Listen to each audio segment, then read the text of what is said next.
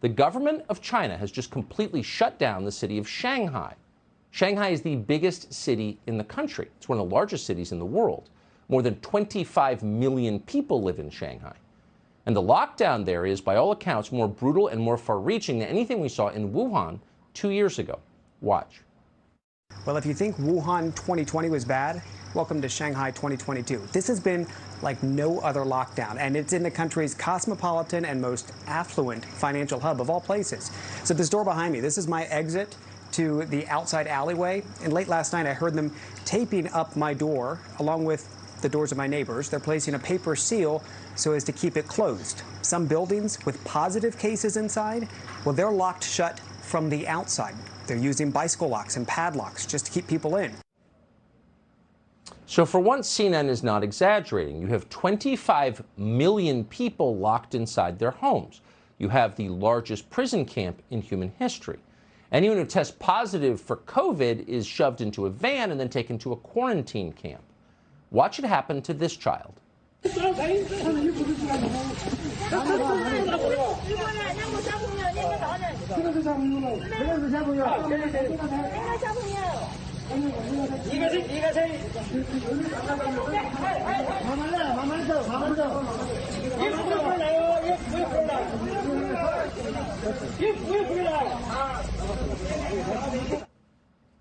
So where are those vans going?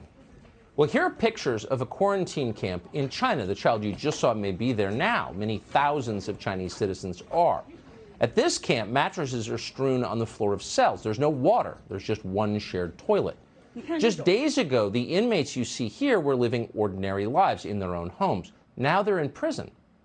What happened to the lives they left behind? What happened to the dogs and cats they left at home? Well, chances are Chinese police beat those dogs and cats to death on the street. That's happening tonight all over Shanghai, a mass slaughter of pets. Now, we hesitate even to show this to you. It's too horrible, but it's also real, and we thought you should know. The COVID prevention worker was caught on camera bashing to death a pet corgi.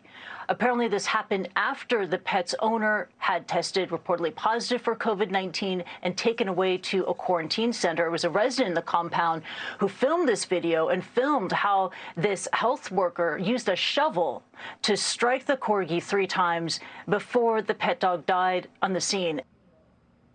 A corgi beaten to death with a shovel. In China, that's COVID protection.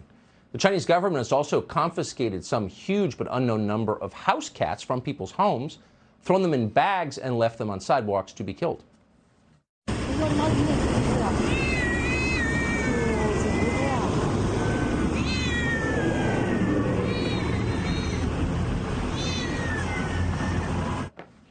Again, it was a tough judgment call whether or not to put that on the air, but it's real, and you should know exactly what the authorities are talking about when they say the Chinese government is responding to COVID. There are videos like that one all over social media. So the Chinese government isn't denying this is real, and it's not apologizing. Lang Wannian is a spokesman for China's National Health Commission. Effectively, he is China's Tony Fauci. He recently gave an interview to the state-run newspaper, the People's Daily, and explained the government's thinking here. Quote, China adheres to COVID zero, he said. China's socialist system has a strong ability to organize and mobilize, which will help it ensure the success of the COVID zero strategy. So the Chinese government certainly has the capacity to mobilize, but what does success look like? Well, this is what success is in Shanghai tonight. This is video shot by a resident of one of Shanghai's countless apartment towers. What you're hearing in this video are the screams of the people trapped inside.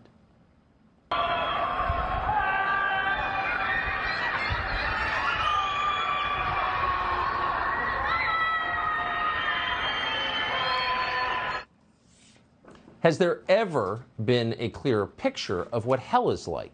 25 million people imprisoned in concrete apartment blocks, screaming for help and slowly starving. In the words of a Western journalist called Jep Groleman, who is apparently stuck in Shanghai, quote, this is the biggest, richest, most international city in China, and people are starving without medicine, without freedom. Parents are separated from their children, the military is on the streets, and Shanghai's optimism has ground to a halt. But it's worse than that. Some in Shanghai are so desperate they are crying out for food. Watch. And people are complaining that stores have run out of food and it's nearly impossible to schedule deliveries because couriers can't keep up with the demand. One man in Shanghai documenting the shortages on Twitter says, "We had 3 deliveries that were booked to deliver today. All 3 were cancelled." On social media, videos not verified by NBC News described as protests by people desperate to get food and medicine. Store shelves cleared out. This man on the street yelling, "What am I supposed to buy? What am I supposed to eat?" In some areas, drones telling people to stay home. Control your soul's desire for freedom, it says. And in this video, the residents yell at the police at one point. They say, "We are starving." We are starving, they scream at stony-faced police as drones overhead tell them to stop longing for freedom. This is, again, the richest city in China, and you never thought you'd see anything like this. So the question is, what is going on here? We know perfectly well from recent experience, this is not the way to handle a COVID crisis. So from the perspective of China's central government, the problem is not COVID. The problem is Shanghai itself. Shanghai is probably the freest place in China. It's certainly got more foreign nationals than any city in China. They're drawn by the trade that revolves around its historic port. So by Chinese standards, Shanghai is an independent-minded city. And that's the problem. For authoritarians, independent-mindedness is the main threat. If you're the head of the Communist Party of China and you're trying to run a highly volatile country of 1.4 billion people from Beijing, naturally your top concern always will be Shanghai. Shanghai is the one place a meaningful insurrection might start. And that's especially true this year. Xi Jinping, the Chinese autocrat, is set to take a 3rd consecutive term beginning in the fall. Now, that was not supposed to happen. There were term limits in China. But 4 years ago, the Chinese Communist Party did away with those term limits, and Xi Jinping can now rule the country forever. Even in China, that is a controversial move. As a China expert called Natasha Kassam put it, quote, "From Beijing's perspective, there is no higher priority than stability ahead of the party Congress this fall.